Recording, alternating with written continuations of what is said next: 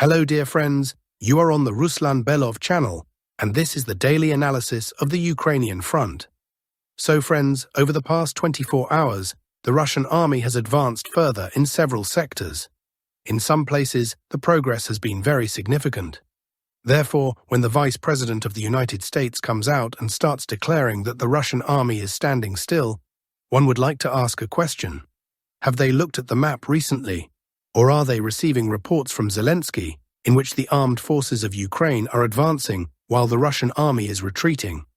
Well, there is such a steamroller called the Eastern Grouping, and the armed forces of Ukraine are simply incapable of stopping it. Look, yet another powerful breakthrough of the armed forces of Ukraine's defenses. Just a few days ago, our fighters took control of the village of Kalinovskoye in the Pokrovsk region. But they did not stop there and continued driving the Ukrainian forces westward. And what do we see? It turned out very successful. The breakthrough from the Kalinovskoye side amounted to almost 5 kilometers of advance. And if we consider the maximum depth of the advance from the pocket between Stepovoy and Kalinovskoye, then we get, let's even measure so it is clear, more than 8 kilometers of progress. As a result, this pocket between the villages was cleared. Plus our fighters reached Verbovoye, took a small industrial zone there, entered the eastern part of the settlement, secured their positions, and advanced into the center of the village. Right now, battles are taking place in the center of Verbovoye. Moreover, the armed forces of Ukraine in this entire area, whether in the Dnipropetrovsk region or around Guliai-Pol, where the fighters of the Eastern Grouping are operating, are completely demoralized. This is evident from the way they flee and from the pace at which the Russian army is advancing. The question now is, what's next? What are the prospects? At the moment, fighting is ongoing in the center of Verbovoye. It is clear that the armed forces of Ukraine will not be able to hold it, and soon the settlement will come under Russian control. The only question is the timing. Will this happen in the remaining 2 days of September, or will we get confirmation in October? But actually, the important thing is not even the capture of Verbovoye itself. The key point is that Russian fighters are steadily approaching the Pokrovsk-Guliai-Pol highway. At the beginning of September, the distance to the highway was 24 kilometers. Now, taking into account the breakthrough at Verbovoye, let us measure again. It is 11 kilometers. That is still too much to establish full drone control, but 11 kilometers is in any case better than 24. And the situation for the armed forces of Ukraine is deteriorating rapidly. After taking Verbovoye, Russian units will move towards Vishnevoye, and from there to the highway, which is only 6 kilometers away. Capturing or cutting off the logistics route Pokrovsk-Guliai-Pol will mark the end for the Guliai-Pol grouping of the armed forces of Ukraine. But what else is important? We are talking about an extremely important sector, the western flank of Pokrovsk.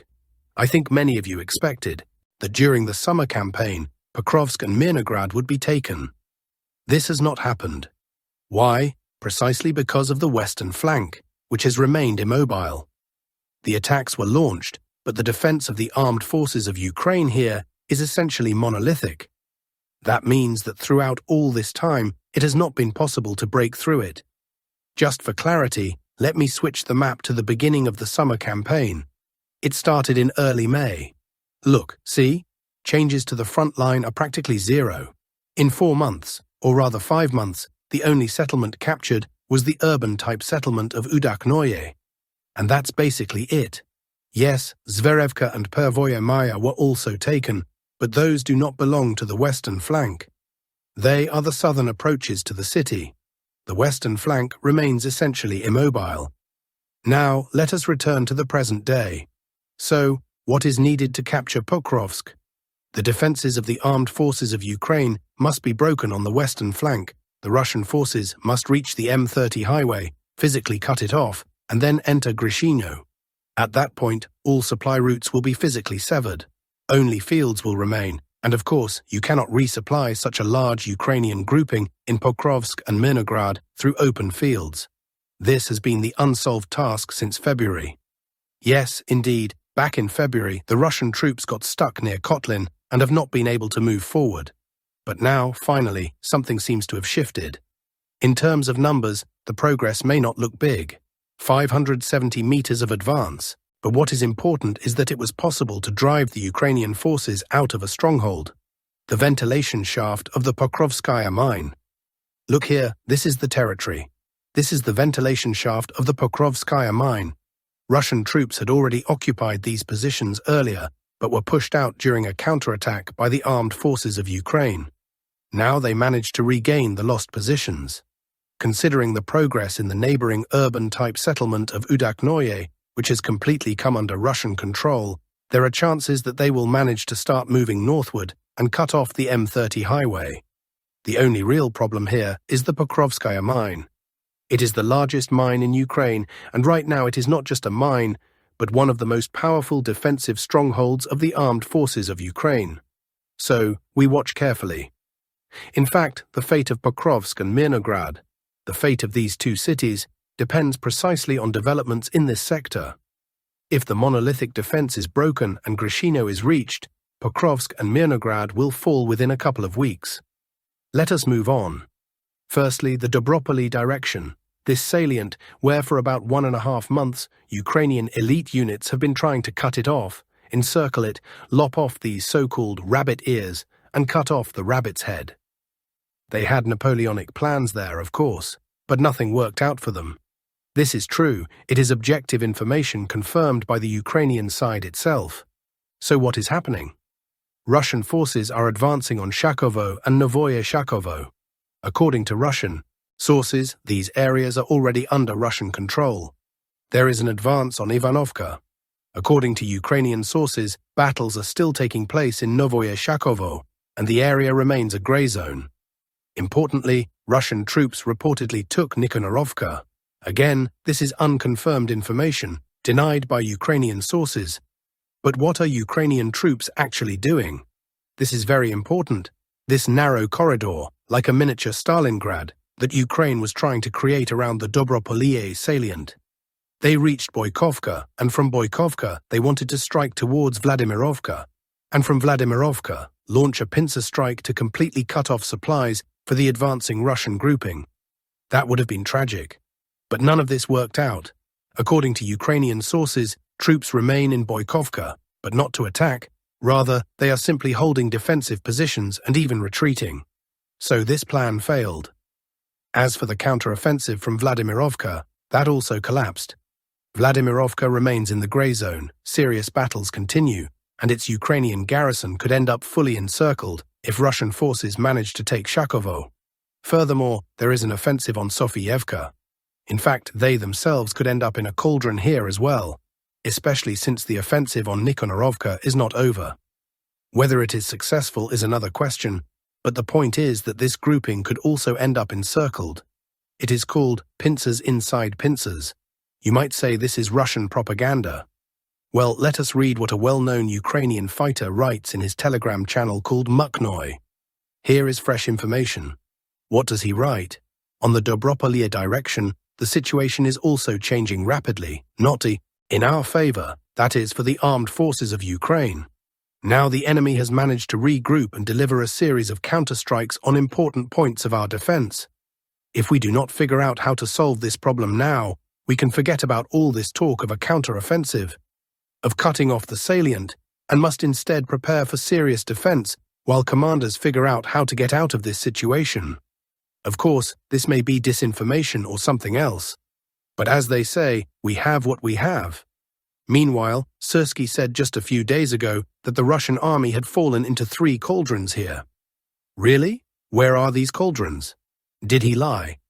And Zelensky passed this same information to Trump, and now Trump thinks the Russian army is surrounded and losing.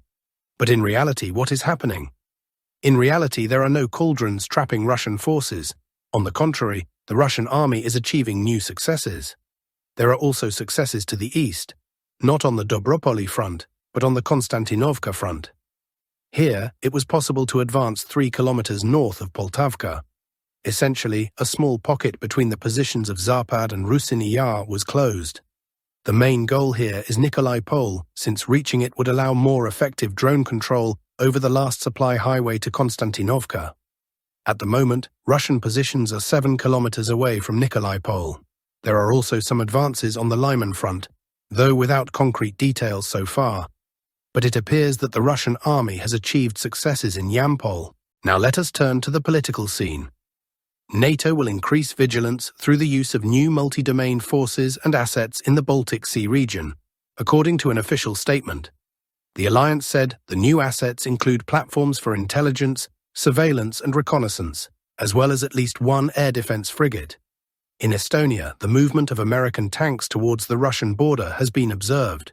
Western propagandists became excited over the drills. Trains with Abrams tanks are reportedly moving closer to the Russian border, according to Ukrainian military resources.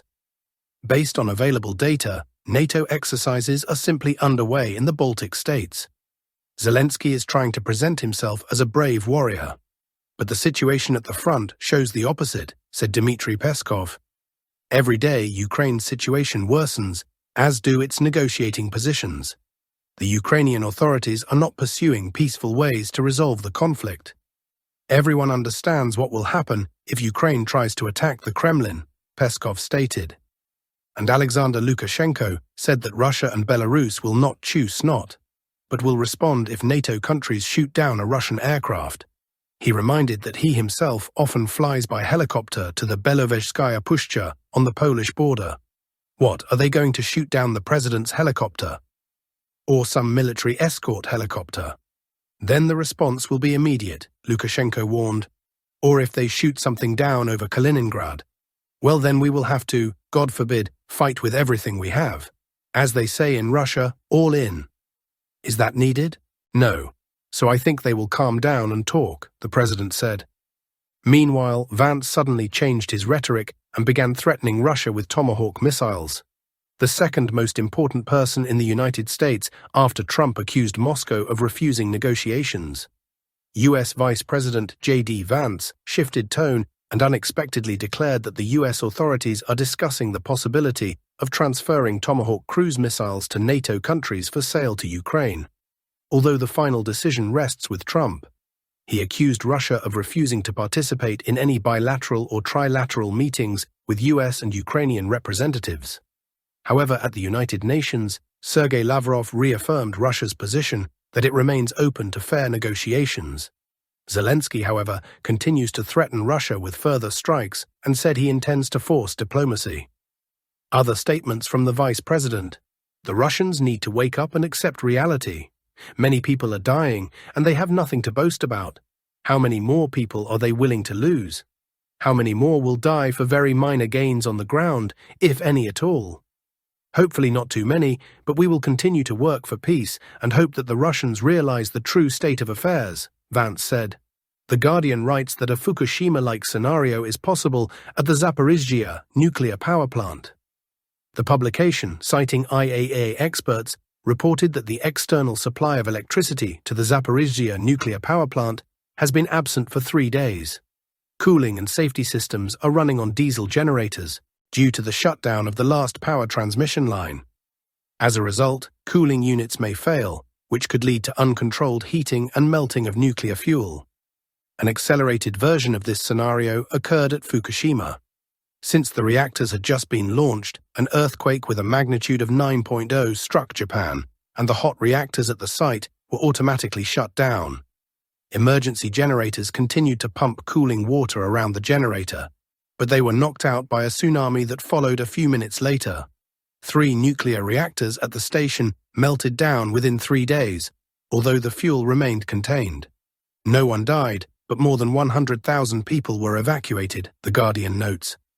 Exceeding the 72-hour limit of operation of a nuclear power plant without external power supply is considered a very dangerous scenario. In New York, police did not allow Turkish President Recep Tayyip Erdogan and his delegation to cross the road, because at that moment Trump's motorcade was passing, the media reported. According to Sky News, the motorcade in question belonged to US President Donald Trump. The report notes, on Tuesday, the Turkish delegation was also stopped by police, forcing President Recep Tayyip Erdogan to wait to cross the street, RIA Novosti reports, citing the Associated Press. A similar incident happened with French President Emmanuel Macron, whose car was also stopped by New York police due to the passage of the US president's motorcade. To resolve the situation, the French president had to call his American counterpart. After these incidents, memes appeared on the internet depicting the presidents of Turkey and France standing at the side of the road, watching the motorcade of the US president. The United States is certainly pulling off some amusing tricks. If a conference were held in Russia and Putin's motorcade forced Macron to wait at a crosswalk, Paris would already be screaming like a stuck pig. But before Trump, once again, they swallowed their pride, wiped their faces and worked very hard to pretend they were glad about such humiliation. There are no limits to what the blooming garden of European leaders will endure just to remain loyal vassals of the United States. Last week, sheets of brown paper were seen on the colonnade wall of the West Wing, which runs along the Rose Garden instead of picture frames. Above them, words written in gold paint read, "Presidential Walk of Fame." US President Donald Trump told a Daily Caller reporter that black and white portraits of Trump and previous US presidents in golden frames would be placed along the alley, writes The Independent. The US president said he was inspired by a similar presidential wall of fame that, according to him, he had seen at a Hilton hotel. It is still unclear whether the administration will hang a portrait of former President Joe Biden. In an interview, Trump joked that he would hang a photograph of an autopen instead of Biden, hinting at Republicans' claims that members of Biden's administration had used an autopen instead of the former president. A similar joke appeared on Trump's Truth Social in March, and the Vice President of the United States, J.D. Vance, reposted that photo of the supposed new Walk of Fame on March 16th on his page in that social network. Meanwhile, the portal The Hill reports that on Wednesday, the White House officially opened the Presidential Walk of Fame, which features portraits of all U.S. presidents except former President Biden. In photographs and videos of the new exhibition, published by White House staff on social media, golden frames with portraits of former presidents are visible. However, in Biden's place, the White House displayed a photograph of a pen with Biden's signature. Trump has already moved the portraits of former presidents Barack Obama, George W. Bush, and George H.W. Bush from the White House to the stairwell. The portrait of former First Lady Hillary Clinton in the East Wing was also replaced with a portrait of Trump. According to Politico, the president has placed at least 5 portraits of himself in the White House, created by his supporters. On the Walk of Fame, the portraits of presidents will be displayed in chronological order of administrations. The new Presidential Walk of Fame is located next to the recently renovated Rose Garden, which now has a limestone terrace with chairs and tables in the Mar-a-Lago style. The White House has also installed an acoustic system that allows Trump to play music to his taste. It will, of course, be amusing if Trump really does this. Republicans have not allowed themselves to mock the Democrats, who lost so miserably for a long time.